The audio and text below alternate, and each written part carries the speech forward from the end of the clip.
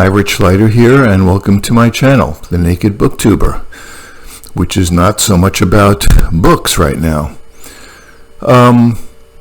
This is a copy of a painting by Corot. It's called AGOSTINA, and I'll leave a link below. Just click on the link, and I got the image from Google Arts and Culture, so just click on that link, and for those of you who are interested, and you can follow me as I talk about it, because that's what I used as my source, for painting this. Just put this on pause and click on the link. So, okay, so what I wanted to talk about was just a couple of things. The first thing is, the bottom of the painting in this source image I got from Google Arts and Culture, the bottom of the painting is dark. I mean, it's dark on the right. I don't know what color that is. Well, originally I thought that Corot was using the Apelles palette, just basically 4 colors. Lots of grays. So I tried to paint this picture using basically just the Apelles palette. And the bottom of the picture just didn't work for me.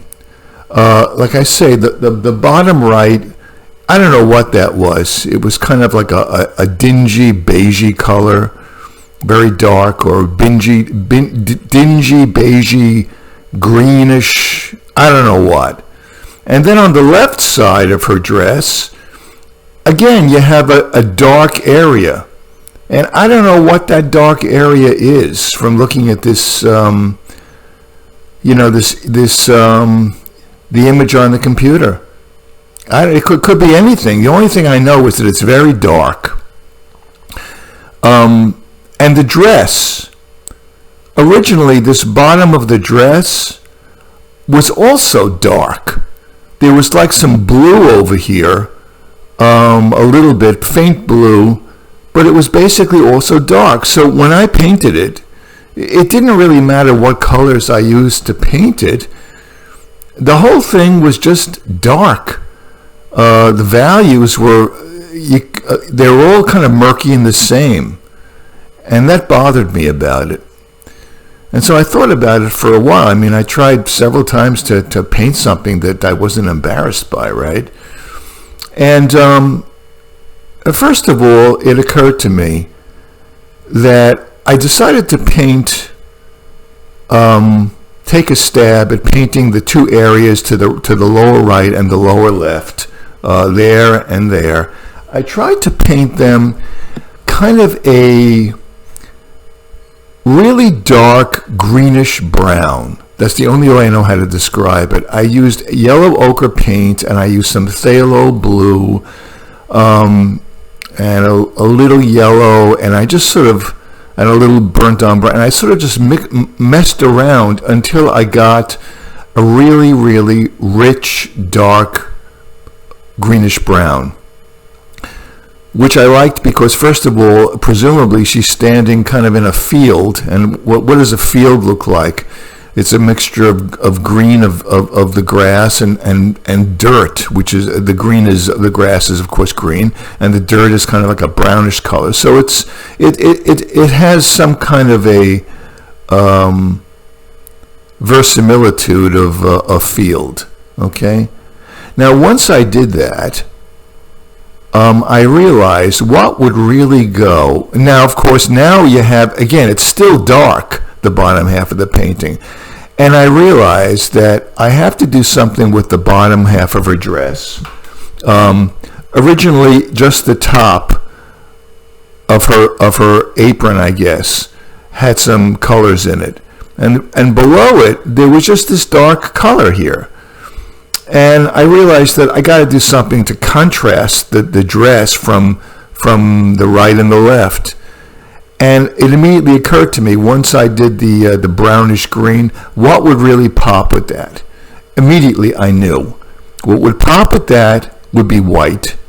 And what would pop with it would also be a deep, deep blue, like phthalo blue or ultramarine blue. So I kind of extended her apron, the pattern on her apron that was here. I extended it down here with white and ultramarine blue. I didn't add any red because I didn't want to distract from the red in the center of the painting. So once I did this, and I have a little bit of white here, now I got some contrast. It looks better. It looks more pleasing to my eye to see this. You can actually see the dress as separated from the background, from the field. And I realized I really love that greenish brown color that I would have never thought of using before. And once I did that, it became clear to me that one of the dominant accents that I have to have in this painting is got to be a really deep blue, like ultramarine blue. And it's like I said, that's what I did over here when I sort of, did the extension of her apron. Okay, so now the bottom of the picture was really strong now. But the top of the picture, the blue background, that was still weak. So I had like half a painting that looked strong and half a painting that was, neither here nor there. So I tried several times to do the background, the sky. And the first time I tried, I used the Apelles palette. I used black and some blue, ultramarine blue, and some white in various degrees to try to capture Corot's very, soulful, kind of melancholy sky. And every time I did it, it just looked choppy, and it looked like I really wasn't sure of what I was doing. I mean, when you look at the bottom half of the picture now, you could tell, or I can tell, that I knew what I was doing. I finally had a vision of what I wanted, and I executed it. And it's sure. One of the things I sort of realized about paintings is when you're painting a picture, you got to have a vision, and you got to be sure of it with no hesitation. That's what makes it strong. So the bottom was like that, but the top was not. So I kept on futzing around with this sky, and I just couldn't get it. It looked choppy to me. It didn't harmonize. I tried, like I say, ultramarine blue and white, and I tried ultramarine blue and a little bit of phthalo blue for contrast, and white didn't work. I tried some yellow ochre I put in there. And also there was a problem also because, the arms, her arms have this like bluish, gauzy stuff here on each of the arms. So if I'm going to have a blue sky, you want it to contrast with her dress, and the dress is blue too. So how am I going to make this? How is the viewer going to distinguish between the blue background and the blue of her sleeves? I mean, Corot was able to do it, but I couldn't figure out how he did it. It seemed like he did it with a very dark gray, but when I did it, it was just kind of dingy. So I'm futzing around with the colors yesterday. And finally, I said to myself, just on a whim, I says, okay, I put ultramarine blue down, I put phthalo blue down, I put a yellow ochre down. I says, let me try a little bit of red. Let me add a little red to this blue background so it becomes not so much gray and not so much blue, but it's almost like a sort of a muted violet. So I was kind of adding just blue, phthalo blue, ultramarine blue, yellow ochre, white, and now I added some red to it. And when I added the red to it, it all came together. What I did, without realizing it, was I made the background sky muted. And by making the background sky around her figure muted, her figure, in other words, by making the background muted, the foreground, her figure, really began to pop.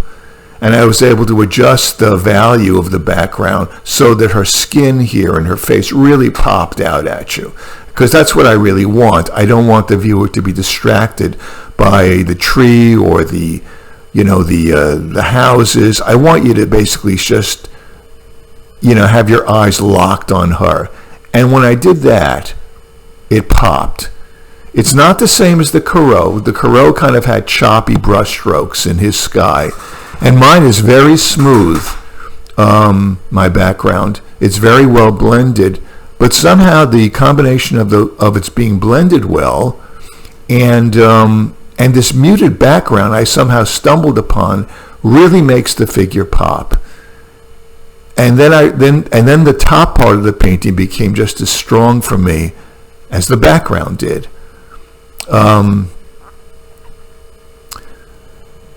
And one other thing I wanted to say. So right now I'm going to leave the painting as it is.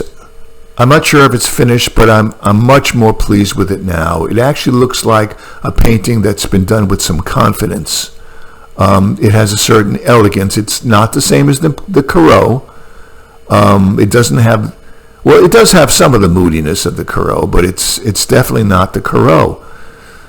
I wanted to say two more things about when you're making copies of paintings that I've discovered for myself. And maybe this is just because I'm just not a good copyist, or I don't know.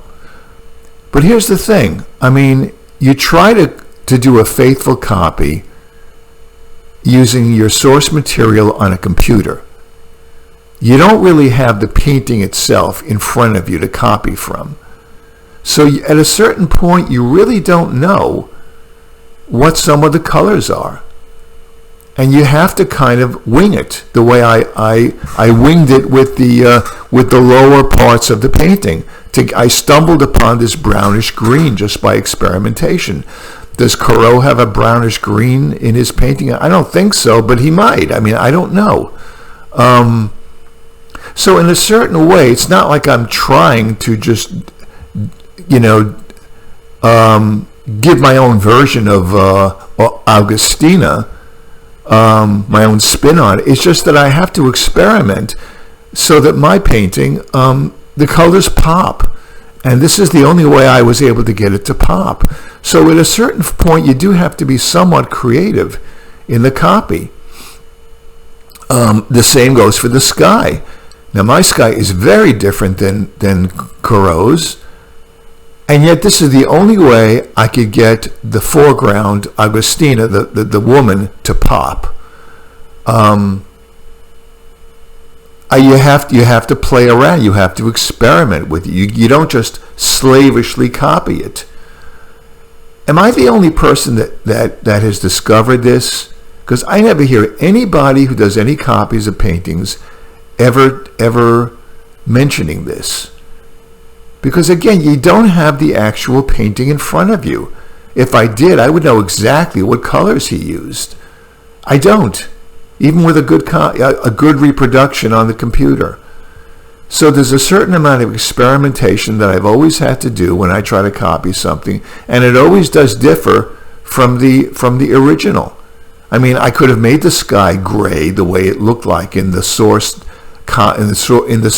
image. I could have done that, but it wouldn't have looked very good. This is the only way I could get it to look good, in my opinion, that I liked looking at it.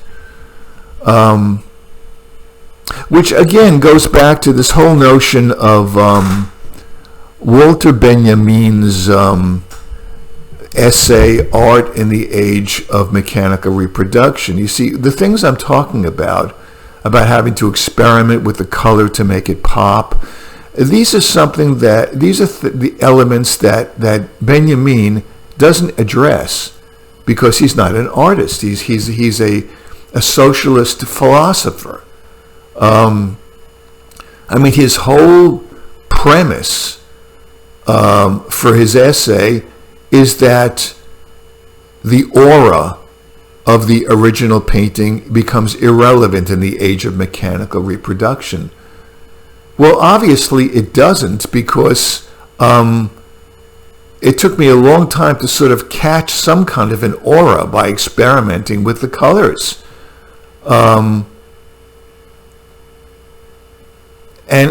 this is just not something that he addresses at all. So to me, the aura is alive and well in the original painting. And even when you do a copy, you have to kind of play around with colors to get some kind of an aura. And I just wanted to say one more thing.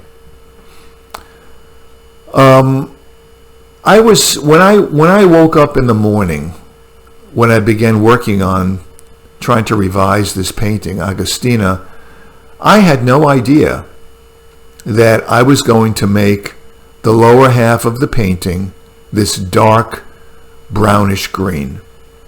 I just did it by experimentation. It was the furthest thing from my mind, and I had to stumble upon it. And the same thing goes for the sky, making this muted sky.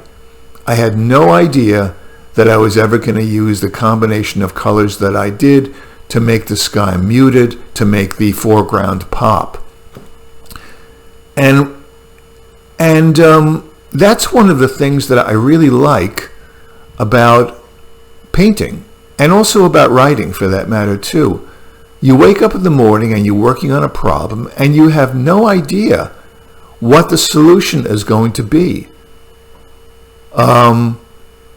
It's something new. And I think that's one of the joys of creating something, that you discover something that you never would have suspected would work. And I think about my life. I mean, I don't know about your life, whoever's watching this, but my life is for the most part extremely repetitive. Get up in the morning, I have my coffee, it's the same brew of coffee. I do the same kind of work. It's very repetitive work, and most work is very repetitive,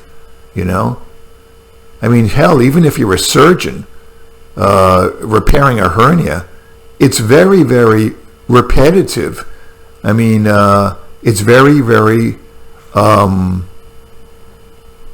carefully delineated. You don't kind of wing it when you're doing surgery. You stick to certain very, very strict basic rules.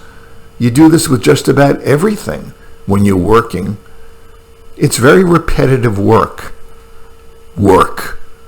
for the most part.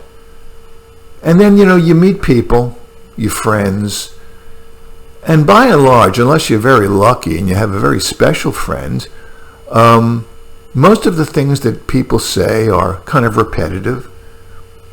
You kind of know what they're going to say. A lot of the times I kind of know how people are going to respond to something that I say. You don't find many surprises, or I don't find many surprises in human beings. I mean, I get up in the morning and I take a walk and I see my neighbor mowing his lawn, and I say, "Hi, Charlie," and he says, "Hey, Rich," and he says, "Nice day," and I says, "Yeah, nice day." And then we talk about the grass, or maybe about our property taxes or something. It's all very, very,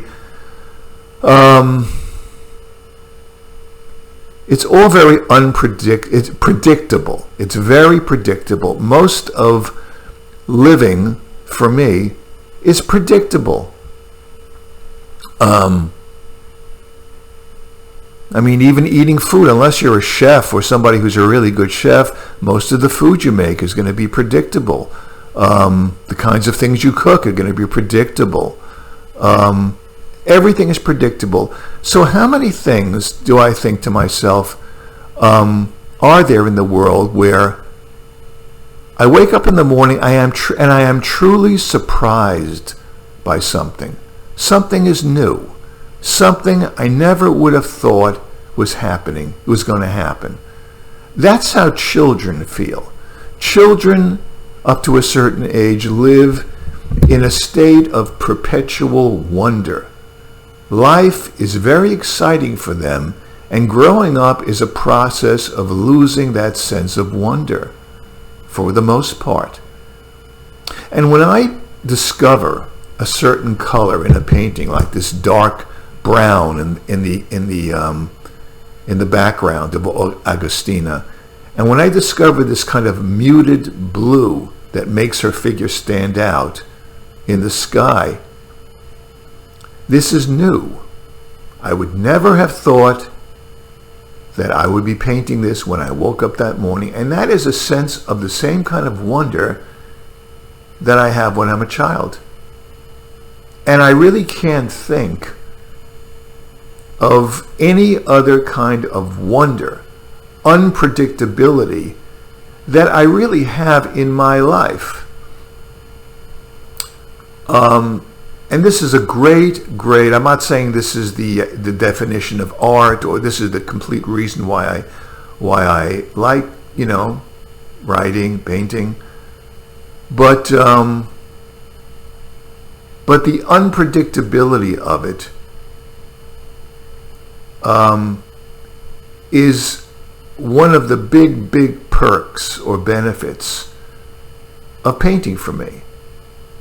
I mean, it's not so much that this is a great painting, but it's pleasing to me. And it took me a long time to get it to be pleasing to me. I had to experiment, and I discovered something that I didn't know I had before I began painting it. And that's a big deal to me. Thank you.